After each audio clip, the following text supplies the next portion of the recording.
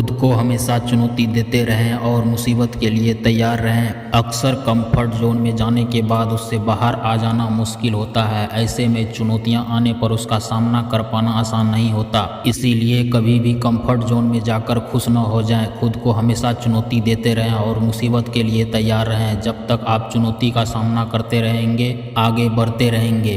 एक बार गिद्धों का झुंड उड़ता उड़ता एक टापू पर जा पहुंचा। वह टापू समुद्र के बीचों बीच स्थित था। वहां ढेर सारी मछलियां, मेढक और समुद्री जीव थे। इस प्रकार गिद्धों को वहां खाने पीने का कोई कमी नहीं थी। सबसे अच्छी बात थी कि वहां गिद्धों का शिकार करने वाला कोई जंगली जानवर नहीं था। गिद्ध वहां बहुत खुश थे। इतना आराम का जीवन उन्होंने पहले देखा नहीं था। उस झुंड में अधिकांश गिद्ध युवा थे। वे सोचने लगे कि अब जीवन भर इसी टापू पर रहना है, यहाँ से कहीं नहीं जाना, क्योंकि इतना आरामदायक जीवन कहीं नहीं मिलेगा। लेकिन उन सबके बीच में एक बूढ़ा गिद्ध भी था। वह जब युवा गिद्धों को देखता तो चिंता में पड़ जाता। वह सोचता कि यहाँ के आरामदायक जीवन का इन युवा गिद्धों पर क्या असर पड़ेगा।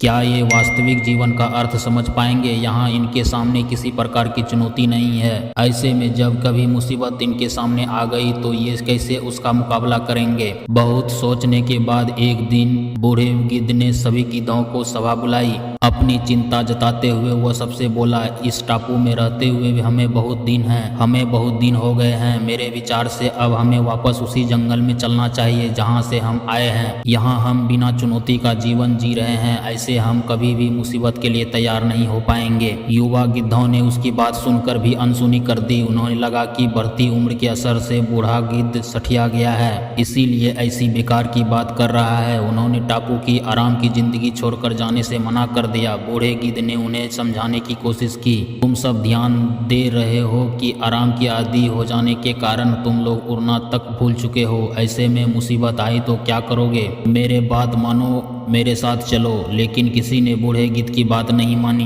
बूढ़ा गिद्ध अकेला ही वहां से चला गया। कुछ महीने बीते। एक दिन बूढ़े गिद्ध ने टापू पर गए गिद्धों की खोज खबर लेने की सोची और उड़ता उड़ता उस टापू पर पहुंचा। टापू पर जाकर उसने देखा कि वहां का नजारा बदला हुआ था। जहां देखो वहां गिद्धों को लाशें पड़ी थी। कई गिद्ध लहूलुहान और घायल पड़े हुए थे। हैरान बूढ़े गिद्ध ने एक घायल गिद्ध से पूछा, ये क्या हो गया, तुम लोगों की ये हालत कैसे हुई। घायल गिद्ध ने कहा, आपके जाने के बाद हम इस टापू पर बड़े मजे की जिंदगी जी रहे थे। लेकिन एक दिन एक जहाज यहाँ आया। उस जहाज से यहाँ चीते छोड़ दिए गए। शुरू में तो उन चीतों ने हमें कुछ नहीं किया, लेकिन कुछ दिनों बाद जब उन्हें आभास हुआ कि हम उड़ना भूल चुके हैं, हमारे पंजे और नाखून इतने कमजोर पड़ गए हैं कि हम तो किसी पर हमला भी नहीं कर सकते और न ही अपना बचाव कर सकते हैं, तो उन्होंने हमें एक एक कर मारकर खाना शुरू कर दिया। उन्हें उनके ही कारण हमारा ये हाल है। शायद आपकी बात न मानने का ये फल हमें मिला है। आशा करता हूँ कि कहानी पसंद आया होगा। अगर